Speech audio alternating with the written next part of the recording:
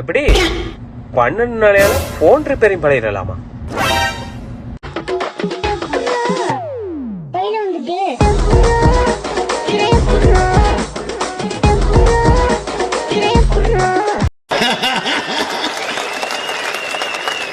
வாய்ப்பில்லை ராஜா, வாய்ப்பு கிடையாது. அஸ்ஸலாமு அலைக்கும், வணக்கம்.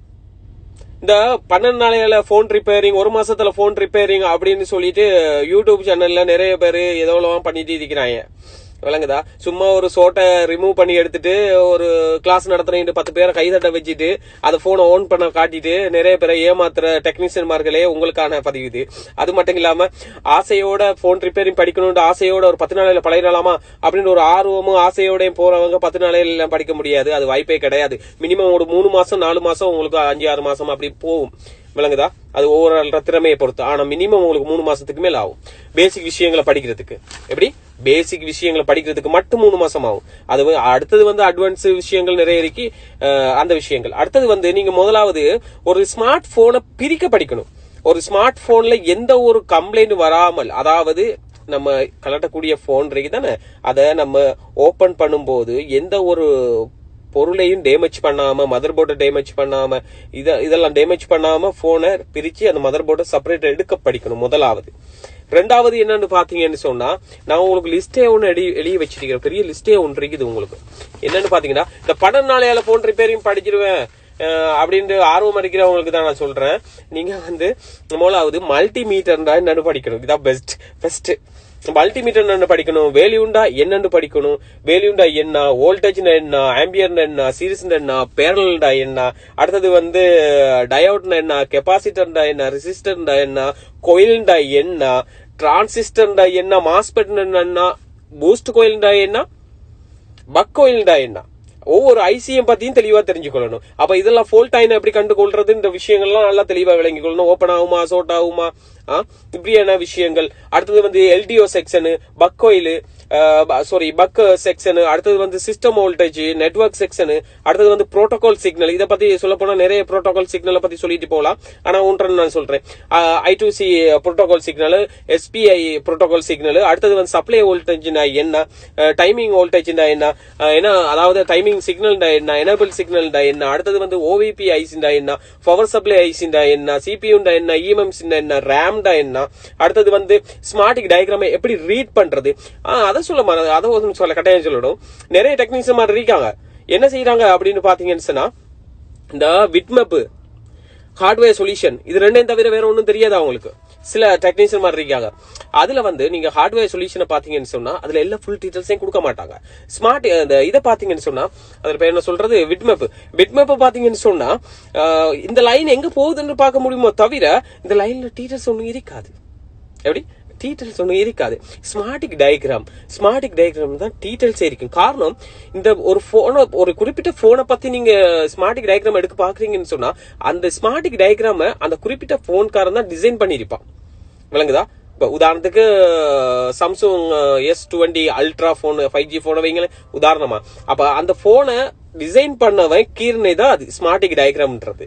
அப்ப இத பத்தி ரீடிங் இத கிளியரா படிக்கணும். படிக்காம நீங்க ஹார்ட்வேர் சொல்யூஷன் எடுத்தோ விட்மேப் எடுத்தோ வாய்ப்பில்லை.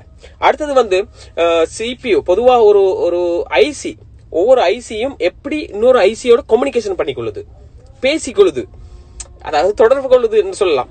அப்ப அந்த விஷயங்களும் தெளிவா படிக்கணும். அடுத்தது என்னன்னு பாத்தீங்கன்னா, ஒரு ஐசி எப்படி ரிமூவ் பண்றது, ரீபோலிங் பண்றது, பிக்ஸ் பண்றது, இந்த விஷயங்களையும் நீங்க தெளிவா படிச்சுக்கொள்ளணும். விளங்குதா? இதெல்லாம் 12 நாளையில முடியுமான்னு பார்த்தா வாய்ப்பில்லை. அப்படின்ற வார்த்தைக்கு இன்னொரு வார்த்தை ஏதாவது இருந்தா நான் சொல்லுவேன். விளங்குதா? வாய்ப்பே கிடையாது, உண்மையில முடியாது. தயவு செய்து இப்படியான ஏமாத்து கூட்டங்கள், அதாவது ஏமாறுறவங்க இருக்கும் வரையும் ஏமாத்துற கூட்டங்கள் அதிகமா இருக்கும். உங்களோட டைம் வேஸ்ட். இந்த 12 நாள் 20 நாள் கிளாஸ் போறீங்களே, ஒன்னும் உங்களுக்கு டைம் வேஸ்ட். ரெண்டு என்னன்னா உங்களோட ஆர்வம் அப்படியே டவுன் ஆயிரும். நீங்க படிக்கணும்னு ஆசையோட இருக்கீங்களே, ஆர்வம் டவுன் ஆயிரும் உண்மையில. அடுத்தது என்னன்னா காசு வேஸ்ட் உங்களோட. அப்போ நீங்க பிராக்டிக்கல் அப்படின்றது ரெண்டாவது விஷயம்.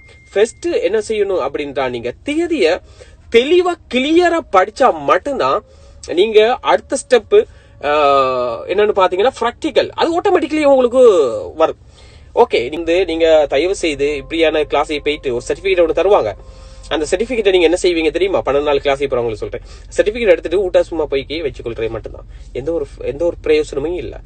ஏன்னா ஒரு லைசன்ஸ் இருக்கிறவனுக்கு, லைசன்ஸ் ஒருவன்ட இருக்குன்னு சொன்னா அவனுக்கு வண்டியோட தெரிஞ்சிருக்கணும் இல்லையா? அதே போலதான் உங்களுக்கு ஒரு சர்டிபிகேட் ஒரு ஆள் தாராங்கன்னா உங்களுக்கு போன் ரிப்பேர் பத்தி தெரிஞ்சிருக்கணும், போன் ரிப்பேர் பண்ணணும்.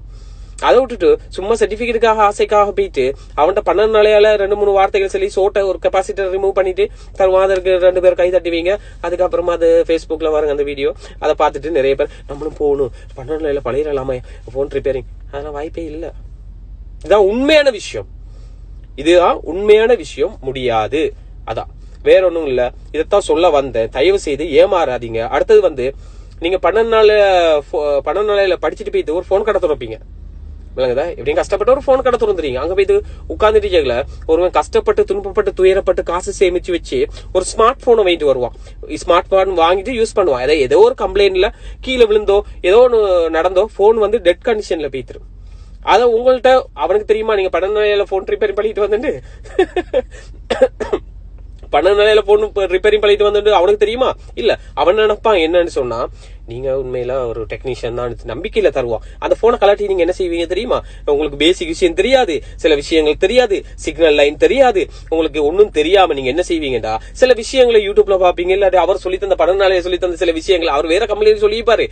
அந்த கம்ப்ளைண்ட கொண்டு போய் இதுக்குள்ள வந்து பூத்திட்டு ஏதோ உனக்கு ஹிட் பண்ணி விடுவீங்க, சிபிஓ ஹிட் பண்ணி விட்டுறீங்க. சிபிஓ ஹிட் பண்ண என்ன செய்யும்? போர்ட்லாம் அங்க எல்லாம் பொசிங்க எல்லாம் நாசமத்தை பேத்துறோம். அதை நீங்க என்ன செய்வீங்க? அவனை தூக்கி கொடுப்பீங்க. இந்த போன் என்னன்னு பாத்தீங்கன்னா போர்டு ஹீட் அப்படின்னு சொல்லி அவனுக்கு கொடுப்பீங்க. பாவம், அவனுக்கு தெரியுமா? உள்ளுக்குள்ள போன் போர்டுக்குள்ள இருக்கிறது அவனுக்கு தெரியுமா? நீங்க போன் தந்த மாதிரியே கலட்டி பூட்டி கொடுத்துருவீங்க. பூட்டி கரெக்டா கொடுத்துருவீங்க. அவன் இன்னொரு டெக்னீஷியன் கொண்டு போவான், இன்னொரு கடைக்கு கொண்டு போவான். அப்ப அவங்க கழட்டி பார்த்து போட்டு அவன் நல்லா படிச்சவனா இருந்தா அவன் என்ன தெரியுமா செய்வான்? இப்படி யோசனை பண்ணிட்டு என்னடா செஞ்சு வச்சிருக்கீங்க, எல்லா இடமும் பிரச்சனையா இருக்கும். அப்ப அந்த போனை ரிப்பேர் பண்றதுக்கு மிச்ச நாள் போகும்.